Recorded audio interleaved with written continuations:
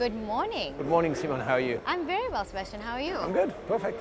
Tell me a little bit about how your morning has been and your arrival in Dubai. My morning was actually fine. I had a meeting at 7 o'clock this morning and arrived last night at 11 p.m. And believe it or not, I had a meeting at 11:30 last night, which was a very nice meeting, interviewing someone. And then I started early, and you are my second meeting, and I was late, and I apologize. No, I feel honored to have this time with you actually, because as you can tell, you've got a whole fan club. No one can see but us, but people have been anticipating your arrival because we're all eager to have a chat with you. It's good. I'm with you, so let's take advantage of it. Let's do it. So I want to jump straight into global expansion. If you can tell me in your words, which is what I'm here for, how does Accor maintain its expansion across the globe? First, we're having fun doing it. Two, I want Accor to move, to be a pioneer, to be audacious, to be there kind of actually ahead of anybody else. And kind of actually at the end I realized we missed America, so we're not going to miss the rest of the world, which is why I'm here so often. I come to the Middle East probably every month for a day or two. So I am very bullish on Southeast Asia, China, India, Middle East, and probably many other countries. So Accor is probably the most diversified hotel company operating in 120 countries. So that's a good, bright side of it. The bad side of it, I'm traveling 250 days a year, going from one continent to the other continent. But I guess I'm enjoying doing it. So. What is your secret to doing that? How do you sustain that amount of travel? Or like, do you have a special routine? Or? Yeah, the only special routine is I try to not drink on the plane, never. And two, I always open the curtain. Sounds bizarre. When I go into a hotel room, I open everything so I can see outside. That way, if I do wake up in the middle of the night, and if it's dark, I don't look at my watch, I don't look at my phone, and I'm trying to actually rest again. So open the curtains. That's what I do all the time. That's a very good tip, I think. I don't know. Works for me. I want to talk about sustainability. It's been a very big priority, as it should be on everybody's list. For you, what is sustainability, and how does Accor maintain its sustainability strategies throughout the year? It's one of those obligations where there's one element which I cannot depart from, is not accepting that a third of the world population does not have access to drinkable water. So when you, like Accor, we open one new hotel every day. So that means, I guess, every time I open a hotel, I know I'm taking some precious resources away from a local community. It could be electricity, it could be water, it could be food. And it's not a paradox. I am really now pushing everybody at Accor, said, let's stop being volume driven.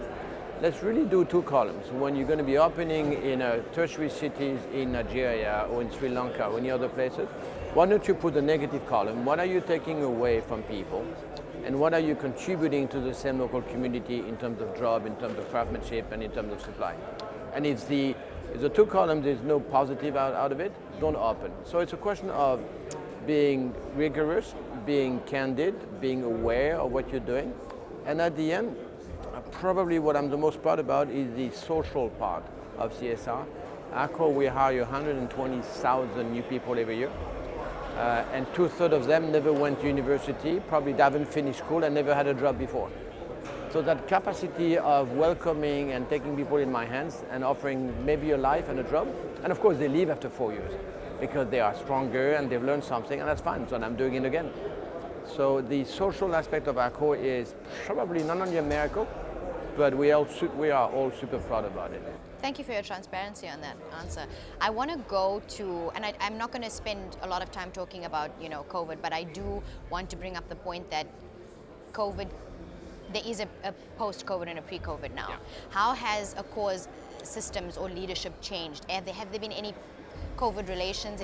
Yeah, COVID relation was, well, we had one niece down, we almost died. That was tough. Plus I was not traveling, so my wife was happy to see me. Most of the time I did work and we still together. And it was time to reflect, it was time to think, it was time to really pause a minute in my life, professionally and personally, by assessing what we've done wrong, what we should be doing differently. I discovered team members that I didn't know existed all over the planet, and they were super good, very warm, very generous, welcoming doctors, nurses at home. So it was a good wake-up call for me. So I decided that I guess through those 2.5 years, we're going to be reshuffling the entire organization, which is when we started by splitting eco, mid-scale, and premium, and then I have luxe lifestyle. So he was, in many ways, I don't want to go back to it, but in many ways, Accor is stronger today, and I'm probably a different person. Because of it. That is beautiful. I'm glad you got to see your wife as well. Yeah, absolutely. She was glad as well, I hope. So I want to talk about the luxury and lifestyle brands. How do you maintain that quality? It's by changing the organization. We decided to have brand-led CEO. They are fully autonomous. They're not independent, but they're autonomous. I am their chairman. But they could decide on 98% of the topic items: brand promise, brand campaign, product, teams, financials, development.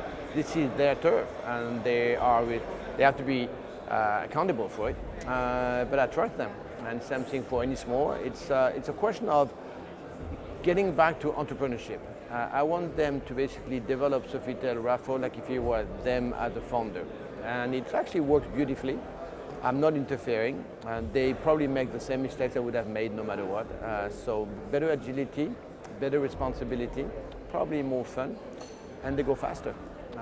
So I don't know why it took me so long to get to that decision. But I'm glad you got there. Yeah, anyways. we got there. I want to talk a little bit about. You mentioned in the beginning you're bullish in certain markets. I want to understand, how do you see Accor's role in emerging markets like the Middle East and Africa going forward? Well, we've made a bet 45 years ago in China, and that's a 45-year bet, and it's a long bet, and it's working, but it took us 25 years. We made a similar bet for the last 35 years in South America: Brazil, Argentina, Chile, Peru. We decided to make a similar bet on Africa, Sub-Saharan Africa. This is probably the continent of tomorrow, for sure. But that's going to be another 25-year bet. And then decided that, I guess, India, Southeast Asia, and Middle East, that's where you're going to have an enormous attraction in terms of demand, in terms of entertainment, in terms of business opportunities. And you know what? This is where the money is. And at the end, when it comes to hospitality, there's only three places with real money: America, Singapore Inc., Middle East Inc. So for me, as a service provider, I'd better be there with those who can trust me and finance most of the hotels. So it's, and I love the adrenaline, the energy. There's a lot of energy in Singapore, and there is here in the Middle East. So it's, but you need to come back often because they need to see you. Yes. So you build up a relationship, and at the end, it's perfectly located. Middle East, India are 4 or 5 hours away from a lot of capital cities in Europe. And many people probably should continue coming to Paris and Rome and Venice and London, but the world is so beautiful. You might as well just move and discover Saudi Arabia and discover Oman and discover a lot of the other places in Laos. I agree, the world is beautiful. We need to discover all of those incredible places. I know, come along. So in terms of strategic partnerships, we all know how important they are. In your career, how has strategic partnerships kind of shaped the trajectory of your career? Enormously. Funny enough, it has nothing to do with the name of the corporate. My journey has been on meeting people, whether they are executive, non-executive. I love the human interaction.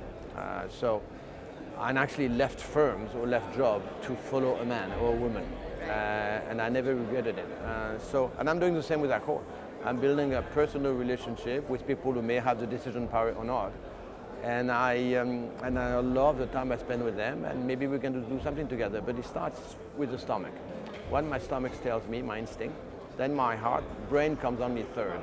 So that's my recipe. Oh yeah, enormously. Now, staying on this topic of leadership, I know this is a tricky question, but what do you think people would say if I asked them, what kind of leader are you? Or what leader do you hope they would say you are? Fair, candid, tough in some ways. But I think people will say, well, that guy is shaking the boat. I can't stay immobile. I would never do that. Plus, patience is not my best quality. So I'm moving all the time. I'm trying. I'm daring. I love conquesting some place or some brand. So at the end, I'm a pretty bad spectator. I need to be an actor. So if people come with me, they know the journey will be fun, but will be probably bumpy.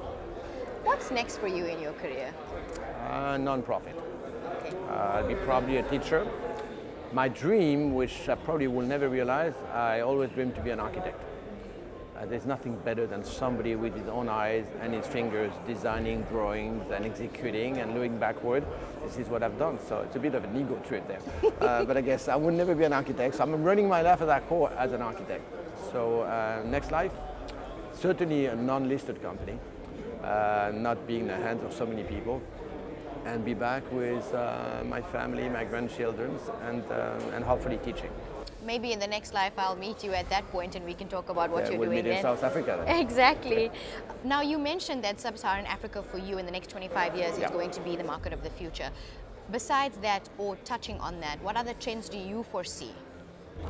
Well, South Africa is, if I was 30 years old, I will move to Sub-Saharan Africa and I will decide which country. It's fascinating what you can actually do there. The problem is, what works in Nigeria will not work in Ivory Coast and let alone Rwanda. So it's you have to accept the risk, the complexity, but the youth, the education, the energy of the people of Africa is something you just want to grab. And you know they will be the most populated continent in 20 years from today, and they will find the recipe. So I'm just asking for probably democracy, proper governance, and great leaders. So it's happening gradually, but it's happening. Couldn't agree more with you. I'm asking for the same things. Yeah. Before I let you go, I just want to do something fun for you. I'm going to do 3 rapid fire questions, and you decide what works for you. Okay. What is your go-to room service order? I never order room service. You've never ordered room service? No, because I feel I'm bothering someone. So seriously, as an hospitality leader, never ever did I order room service. Oh, that's an interesting one. Okay. Would you prefer a city view or an ocean view? Ocean view anytime. I need wind and salted water. I'm from Brittany, north of France, so yeah. Okay. Ocean view every day. Ocean view it is. What is your favorite hotel amenity? It's not an amenity. What counts the most for me, shower. I need heavy rain. I need a truly good functioning shower to wake up. So that's what I'm looking for. When I go into a hotel, I look at the bathroom first. Okay, and I'm going to be sneaky and get one more question in. Yeah. Your favorite destination for your next hotel? My favorite destination one day, and I wish I'll be alive, Iran. Okay, that is interesting. Iran, I've been there only twice in my life. I loved every minute of it in terms of warmth, generosity, people, architecture. It's a fabulous unknown country, probably as strong as Egypt is. I just wish, I guess, one day we can all go to Iran. That is a very beautiful answer. I'm very delighted by it. Thank you. Thank you so much for your time. It has been an honor and a pleasure. Same here. Good Salut luck Seymone, with à your bientôt. day. Bye bye, ciao. Thank you.